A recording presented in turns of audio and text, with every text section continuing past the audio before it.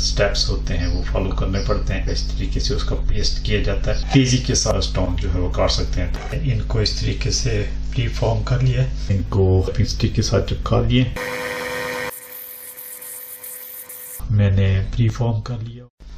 अस्सलाम वालेकुम नाज़रीन, सिंप्लीफाइड जेम्स की एक और एपिसोड में मैं आपको खुशामदीद कहता हूँ। नाज़रीन, आपने देखा होगा मुझे दूसरी वीडियोस में जेमस्टोन को काटते हुए जो डिफरेंट स्टेप्स होते हैं वो फॉलो करने पड़ते हैं, तब जाकर एक जो रफ स्टोन पॉलिश होने के बाद वो एक ख़ास शक्ल में जेमस्टोन तैयार होता है। मुख्तलिफ जो डिस्क हैं इस तरह की, इसमें अगर आप देखें डिफरेंट साइज़ का जो डायमंड है इसके ऊपर उसका पेस्ट किया जाता है और यही डायमंड का जो ग्रिट है, जो दूसरे पत्थर हैं, उनको काटने में अहम किरदार अदा करता है। डायमंड चूँकि दुनिया का सबसे जो हार्ड मटेरियल है और ये तमाम जो दूसरे मटेरियल्स हैं उनको काट सकता है, लेकिन डायमंड को काटने के लिए डायमंड ही चाहिए होता है। तो ये जो ग्रिट लेवल है, इसकी जो मोटाई है वो मुख्तलिफ जो डिस्क हैं उन पर मुख्तलिफ होती है। तो जितना ये ज़्यादा जो मोटा होगा इसका जो डायमंड ग्रिट, इतना ही वो ज़्यादा शार्प होगा और इतना ही वो ज़्यादा तेज़ी के साथ काटेगा। लेकिन उसका मसला ये होता है कि वो उतने ही डीप स्क्रैच जो है वो स्टोन पे लगा देता है। फिर उसको जो है वो ख़त्म करने के लिए उससे जो फाइन ग्रिट की जो डिस्क हैं वो यूज़ करनी पड़ती हैं, ताकि उसके जो स्क्रैचेस हैं वो उनको मिनिमाइज किया जाए। और फिर इस तरह करते करते आपने एक लेवल पे लेके जाना होता है कि जहाँ पे आप उसको पॉलिश करें तो वो फिर बिल्कुल ही वो शीशे की तरह स्टोन जो है वो दिखना शुरू हो जाता है। अगर आपके पास एक ही मशीन है तो और बहुत सारे स्टोन्स हैं आपके पास, अगर एक ही तरह के स्टोन्स हैं तो फिर आपको वो ये डिस्क चेंज करते हुए काफ़ी टाइम लगता है। तो उसका एक तरीका ये होता है कि आप जो स्टोन्स हैं उनको एक ही दफ़ा सारे प्री फॉर्म कर लें, उसके बाद फिर आप उनको जो डिस्क चेंज करके फिर उसका जो प्रोसेस है वो ही उन सारों पर एक ही दफ़ा कर लें और फिर नेक्स्ट डिस्क चेंज करके फिर वही प्रोसेस उन सब पे करें। एक दफ़ा उनको जो है वो आप ग्लू कर लें जो डॉपिंग स्टिक के साथ। तो इस तरीके से आप तेज़ी के साथ स्टोन जो है वो काट सकते हैं। तो यही आज इस वीडियो देखेंगे कि किस तरीके से ये जितने स्टोन, ये ओपल है, एथियोपियन ओपल, तो इनको हम पहले प्री फॉर्म करेंगे एक ही दफ़ा और फिर इनको डॉपिंग स्टिक के साथ लगा के फिर इनको स्टेप बाय स्टेप हम काटेंगे, ताकि हमारा टाइम कम से कम लगे डिस्क चेंज करने में और हम ज़्यादा जल्दी के साथ ये स्टोन काट सकें।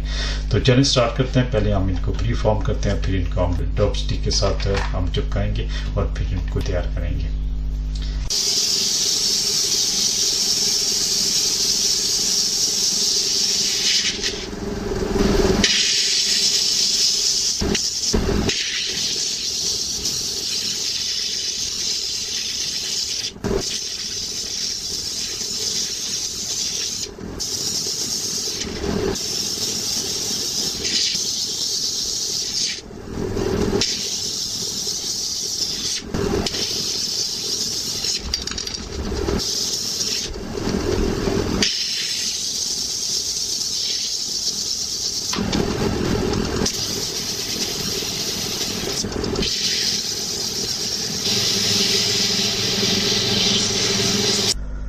तो नाज़रीन, ये मैंने अब इनको एक रफ सी शक्ल दे दी है। इनको इस तरीके से प्री फॉर्म कर लिया है। जो रेत थी इनके साथ लगी चिपकी थी वो तो ख़त्म हो गई है।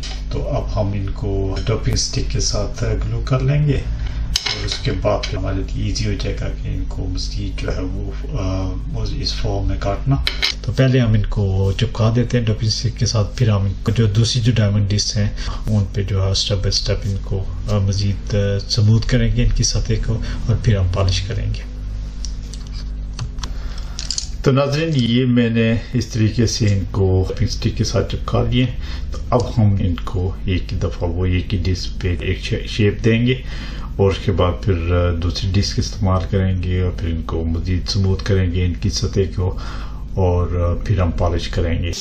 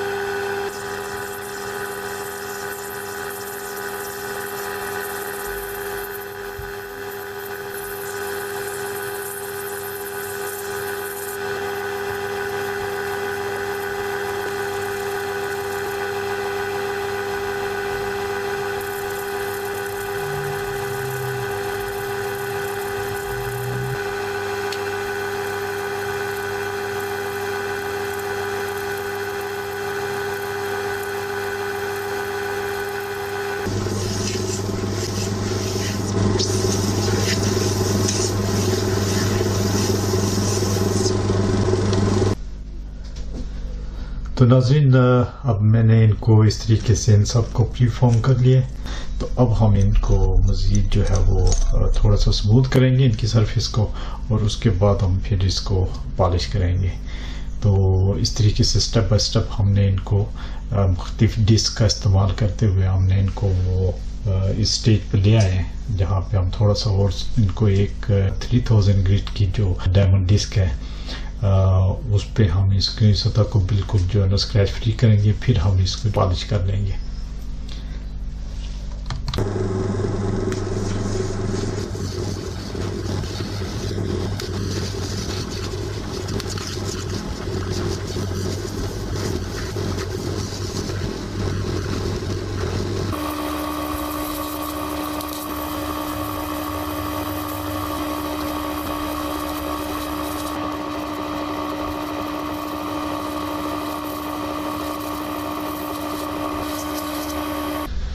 तो नाज़रीन, इस तरीके से ये तमाम जो स्टोन्स थे इनको मैंने प्री फॉर्म कर लिया, और इसके बाद इनकी जो मुख्तलिफ डिस्क इस्तेमाल करते हुए सतह को बिल्कुल हमवार कर दिए।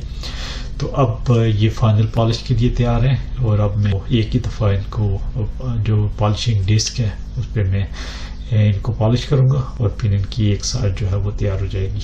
तो इस तरीके से मुझे बार बार इनकी जो डिस्क है वो चेंज नहीं करनी पड़ती। और ये ख़ास तौर पर जो फ्लैट लैप होती है इसमें ये प्रॉब्लम होता है कि आपको वो डिस्क चेंज करनी पड़ती है बार बार। तो अब मैं इनको एक ही दफ़ा जो है पॉलिश कर लूँगा, और इसके बाद इनकी एक साइड तैयार हो जाएगी।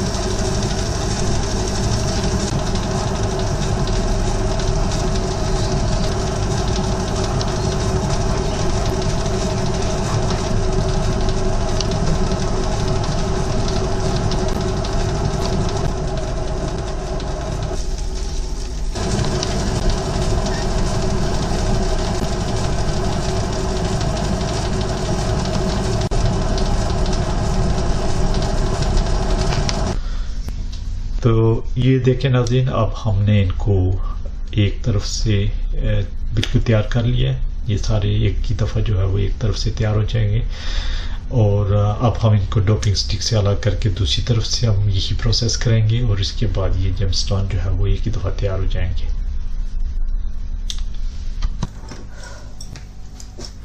अब मैंने दूसरी तरफ से इनको ग्लू कर लिए, तो अब हम इनको दूसरी तरफ से इसी तरीके से तैयार करेंगे, और उसके बाद ये जेमस्टोन रेडी हो जाएंगे। ये देखें। तो ये नाज़रीन, अब हमने दूसरी तरफ से भी प्लान कर लिए। तो अब हम इनको फाइनल पॉलिश करेंगे दूसरी साइड से, तो फिर ये जेमस्टोन जो है वो रेडी हो जाएंगे। तो नाज़रीन, इस तरीके से अब हमने ये सारे स्टोन दूसरी तरफ से भी पॉलिश कर लिए। तो अब हम इनको डोपिंग स्टिक से अलग करेंगे, और फिर ये स्टोन जो है वो तैयार हो जाएंगे। तो नाज़रीन, ये है हमारे पास वो स्टोन्स जो अब हमने काट के तैयार कर लिए। तो फिनिश स्टोन्स आप ये देखें।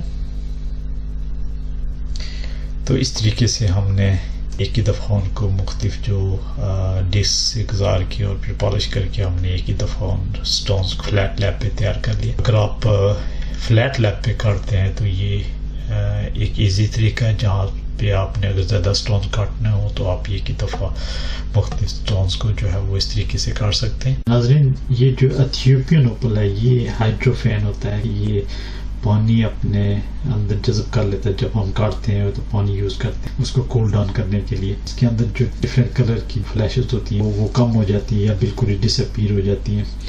तो उसके लिए फिर अगर आप इसको कुछ अर्से के लिए ड्राई एनवायरनमेंट में रखते हैं, आप इसको हीट अप मत करें, इससे ये क्रैक हो सकता है। एक नेचुरल एनवायरनमेंट में अगर आप इसको रखते हैं दोबारा से ये फ्लैशेस नज़र आना शुरू हो जाती हैं। जैसे कि आप देखें, अगर इसको मैंने 2-3 हफ्ते के लिए रख दिया तो इसके बाद इसके अंदर जो फ्लैशेस हैं डिफरेंट तरह की वो पीर होना शुरू हो गई। तो जो मज़ीद ये ड्राई होता हो जाएगा, इसकी जो फ्लैशेस हैं वो सामने आना शुरू हो जाती है। उम्मीद है कि आपको ये व्लॉग ज़रूर पसंद आएगा। इस उम्मीद के साथ कि एक नई वीडियो में ज़रूर आपसे मुलाकात होगी। आपसे इजाज़त चाहता हूँ। खुदा हाफिज़।